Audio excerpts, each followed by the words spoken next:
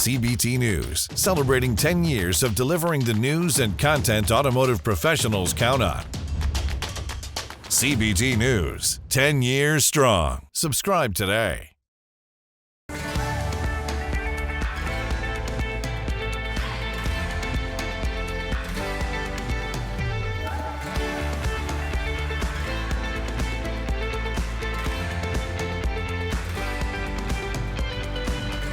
Welcome to CBT News with Bridget Fitzpatrick.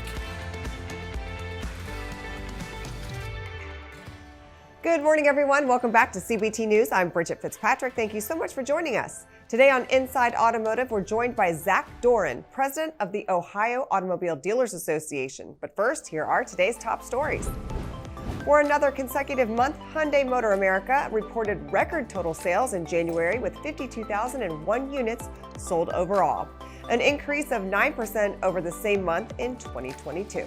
Sales of the Hyundai fleet made up 7.2% of the month's total volume, with the majority of its crossovers and SUVs seeing an increase in overall sales. The Elantra N had its best ever month of retail in January. The Thacker Pass mine in Nevada, the third largest lithium source in the world and the largest known source in the United States, will be developed with a combined investment from General Motors and Lithium Americas Corp. On January 31st, 2023. GM CEO Mary Barra called the partnership, quote, the greatest investment by an automaker to produce battery raw materials. Once it becomes operational in the second half of 2026, the Thacker Pass mine could support yearly production of up to 1 million EVs and generate 1,000 construction jobs and 500 operational positions. Our Next Energy, a manufacturer of electric vehicle batteries, announced that it raised $300 million in its most recent round of funding, valuing the Novi, Michigan-based business over $1 billion. The most recent investment, along with economic incentives from the state of Michigan, provides the business with the funding it needs to start production at its first battery cell plant in Van Buren Township by the end of next year. As reported by GM Authority, the 2024 Cadillac Lyriq EV will have a revamped entry-level trim. The Lyriq initially had a relatively high price tag, but it wasn't significantly more expensive than many competing electric crossovers. However, with a lower cost trim option of $57,195, the Lyriq becomes marginally more accessible. Although the entry-level Tech RWD versions have fewer features and options for 2024, the luxury and sport trims have expanded equipment. Don't go anywhere. Coming up next is Zach Doran, president of the Ohio Automobile Dealers Association. We'll be right back. Delivering the news dealers count on for 10 years. Subscribe today and join thousands of other automotive professionals. CBT News, 10 years strong. A hot topic that continues to ruffle feathers in the industry is the OEM EV programs being offered to dealers. While many have opted in, some state dealer associations around the country are saying not so fast. On today's show, we're joined once again by Zach Doran, president of the Ohio Automobile Dealers Association, to share his thoughts on some of the OEM programs, and we'll also get an update on his association today. Check it out.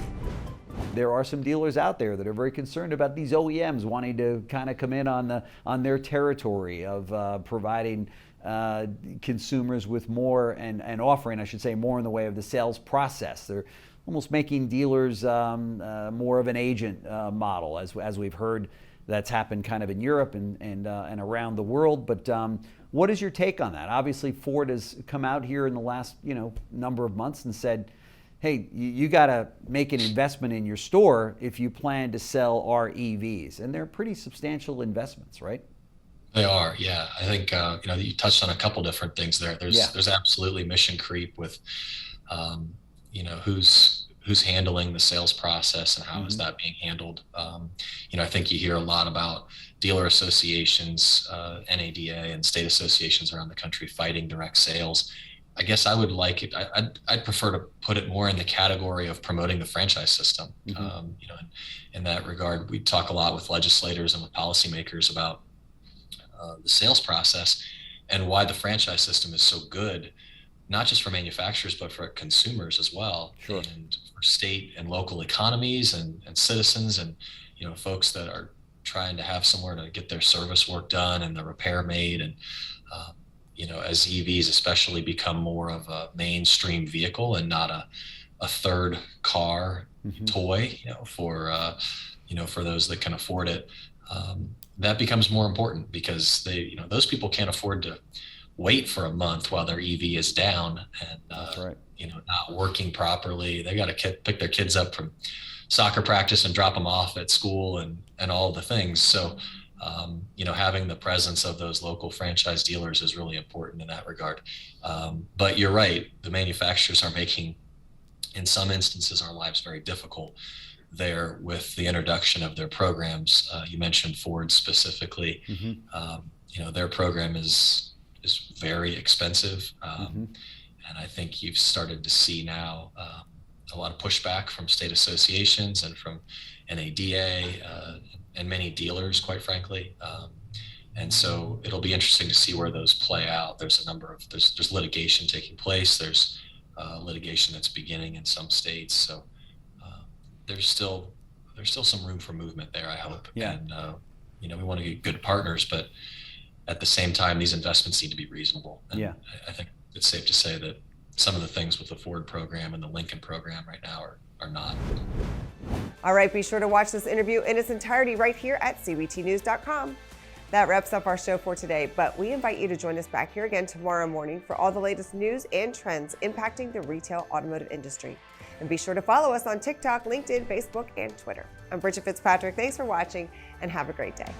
CBT News, your #1 resource for auto industry news and content.